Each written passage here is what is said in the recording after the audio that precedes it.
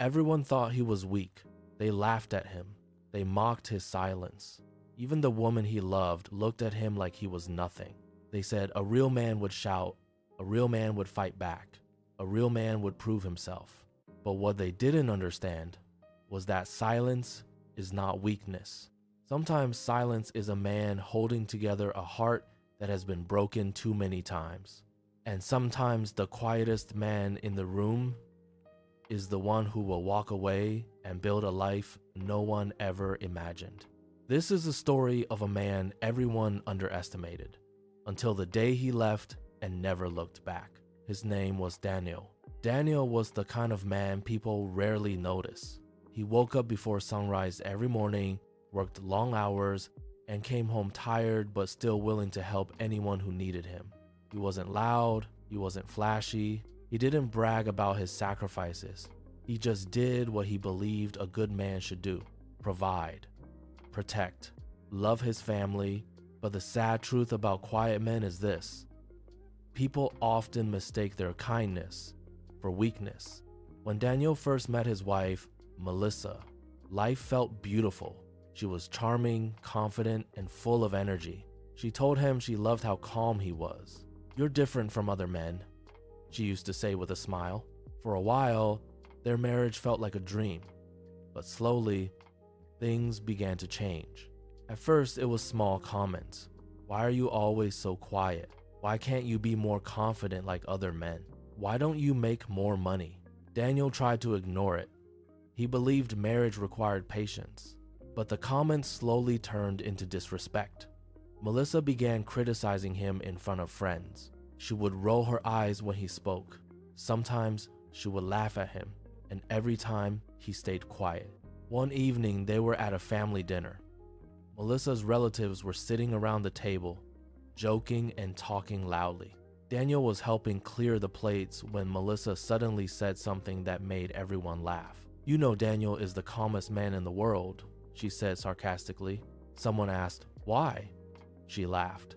"Because even if someone stole his wallet, he'd probably say sorry." The table exploded with laughter. Daniel forced a small smile, but inside, something cracked. Not because of the joke, but because the woman who once admired his kindness now used it as a weapon. Over the years, the disrespect grew worse. Melissa controlled everything: the money, the decisions, the conversations. If Daniel tried to speak up, she would interrupt him. "You're too soft. You don't know how to lead. You're not man enough." Friends began to believe her. Some even joked about Daniel behind his back. "Poor guy," they would say. "He's controlled by his wife." Daniel heard everything, but he said nothing. Not because he agreed, but because he was tired of fighting battles no one else could see. One night, everything changed. Melissa had invited friends over for dinner. The house was loud with laughter and music. Daniel had spent the whole day cooking and preparing. But when the guests arrived, Melissa began complaining again.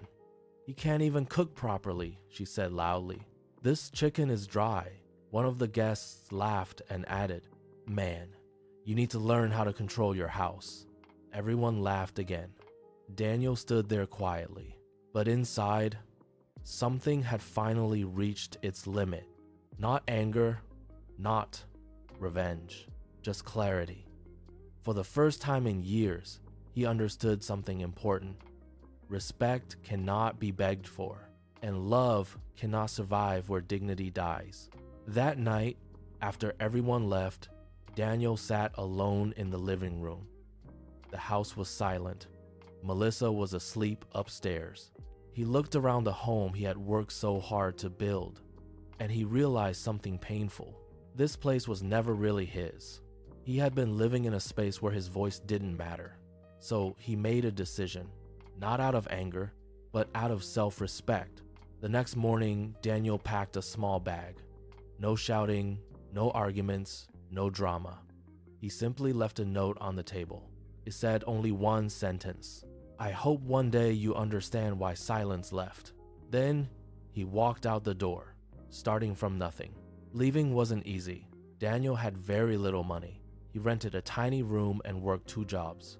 Some nights he barely slept, Some days he felt completely alone, but something inside him had changed. For the first time in years, he felt peace. No insults, no humiliation, no constant reminder that he wasn't good enough. Just quiet and the chance to rebuild his life. Years passed. Slowly, Daniel started his own small business. He worked harder than ever before, but this time he worked for himself. The quiet man people mocked was now building something powerful, and success began to follow him. The small business turned into a growing company. People respected him. Employees admired his calm leadership. Clients trusted his integrity. The same silence people once laughed at became the reason others listened. One afternoon, many years later, Daniel attended a business conference. As he walked into the building wearing a sharp suit, someone called his name. He turned around. It was Melissa. Time had changed her. The confidence she once had was gone. She looked surprised, almost shocked. "Daniel," she said, "I heard about your company. I can't believe it." For a moment, there was silence, the same silence she once mocked. But this time, it carried something different. Strength, peace, and dignity. She looked at him and quietly said, "I never realized how strong you were." Daniel smiled politely, not out of pride, but out of closure, because the truth was, he didn't need her to understand anymore. He had already proven it to himself. Sometimes the strongest man in the room is the one who says nothing. Not because he has nothing to say, but because he knows his worth doesn't need to be defended with noise. And when a man who has endured years of disrespect finally walks away, he doesn't leave in anger, he leaves in power. Because silence is not weakness. Silence is the sound of someone who has finally chosen peace.